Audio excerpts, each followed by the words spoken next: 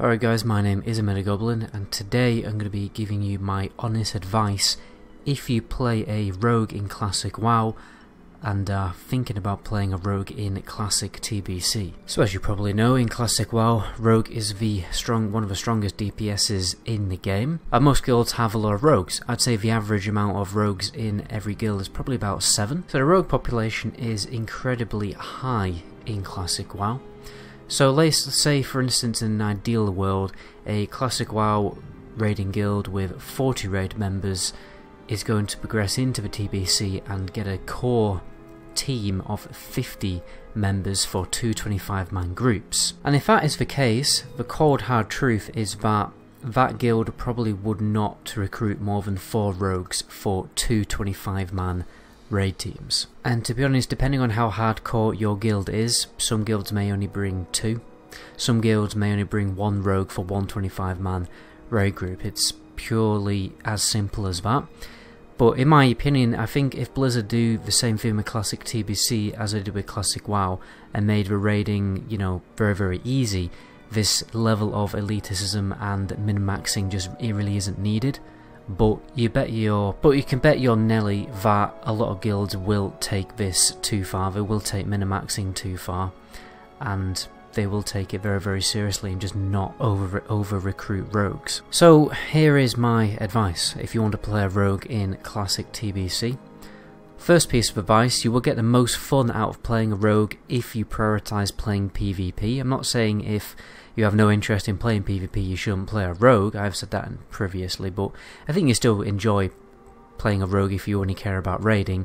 But my point is that if you really want to get the most fun out of playing a rogue, I'd definitely try playing a little bit of arena at least. If you want to secure a raid spot, I'd definitely recommend maxing out your level working.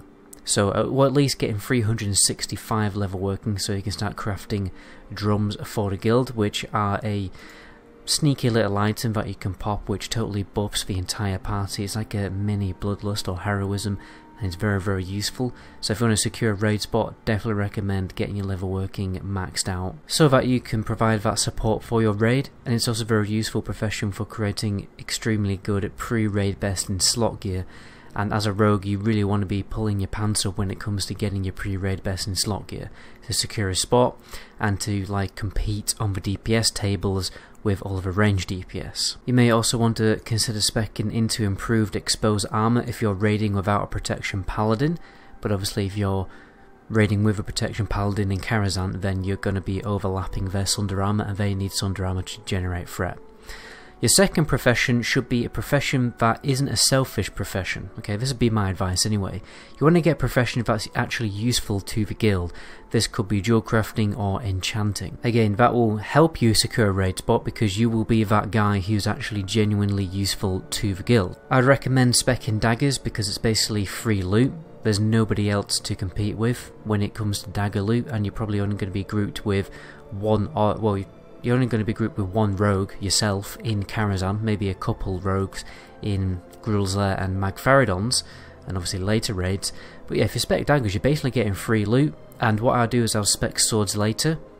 Unless there's absolutely no Fury Warriors in your group, you've got no competition for swords in Karazhan, then yeah, just stay swords. And even if you do that, you'll probably get given the dagger loot anyway, because the priority obviously is specking swords, because swords do slightly more damage than specking daggers. But say for instance you have blue swords or green swords and then you get an epic drop from Karazhan of a dagger, like an epic dagger, then dagger spec will do more damage simply by the fact you have a much better epic dagger weapon. So you should be adaptive with how you spec for increasing your DPS. But if I was going to play a rogue in Classic TBC, I will just stay daggers, to be honest, because I hate having competition with other people for loot. So anyway, a guild will always prefer to bring an exceptional rogue over an average hunter or an average warlock, okay? So this means you need to be turning up to your raids, 80% raid attendance, maybe even 90% to make you stand out from all the other raid members. Play with the guild actually outside of raids, don't just be a filthy raid logger, help other people with their dungeons. Even if you don't need to do that dungeon, say yes, I will come and help you with that dungeon. Be a friendly and useful person to the guild, don't just be a raid logger, and don't log in and just pug with random people, you know, try and prioritize grouping up with your guild and, you know, making friends. I mean, you could take that a level further and be the guy who's, you know, always the really funny social guy on Discord, get those charisma points in to increase the chance of you getting invited to the raid. You definitely want to be going the extra mile when it comes to consumables and enchants and gemming and everything like that, so you will probably have to do a lot of gold farming. Best way to do that is in Cephek Halls. You can do chest farm, stealth runs and everything like that. I'll have more videos about that coming in the future, so be prepared to, you know, farm a decent amount of gold to give you that little extra edge when it comes to optimizing your character. I also recommend bringing reagents for other classes, such as Arcane Dust for Ritual of Refreshment, the Flintwood Seed for the Druid Resurrection, and Ankh for the Shaman Self-Resurrection, because you just want to be that extremely really useful life-saving guy. Like, if you actually turn up to a dungeon group, for instance, and there's a druid who can't resurrect because he forgot his reagents, which happens more often than you think. If you're a random rogue who out of the blue just has druid reagents, like, I mean, how cool would that make you look? You're just going to be an absolute life-saving person for dungeon groups. Again, and if you obviously grouped it with your guild leaders, your guild officers are going to remember stuff like that.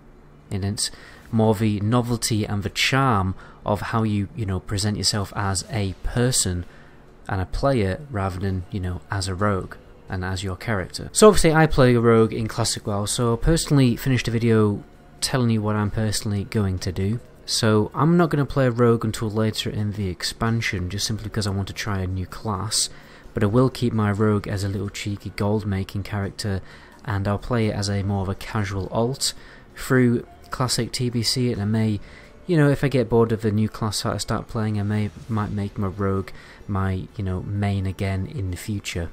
You know, it remains to be seen. Depends on like what, you know, class I end up playing and whether I get bored of it or not. But that's just personally what I'm going to do. I don't necessarily recommend for everyone else to do that. But my two biggest pieces of advice from this video is, first of all, try out arenas and have some fun in arenas and spec daggers, because you're going to get loot so quickly, you're going to get geared up very quickly, especially as you are going to have very low competition when it actually comes to your other gear pieces, because you're only going to be competing against feral druids, which again you may not even be grouped with. And obviously if you're getting really big fat dagger loot in raids, you can transfer that into arenas. Rogues are one of those classes that can get away with actually equipping quite a lot of raid gear, because they don't need that much resilience, because they're so good at avoiding damage and, you know, doing stealth openers and stuff like that. Like, sometimes rogues can just win an arena game, you know, within the first 20 seconds, and then they don't even actually take any damage because they perfect the perfect opener. So yeah, that's just another thing to bear in mind. But anyway, I've ranted on long enough. My name is MetaGoblin. Until my next video, ciao.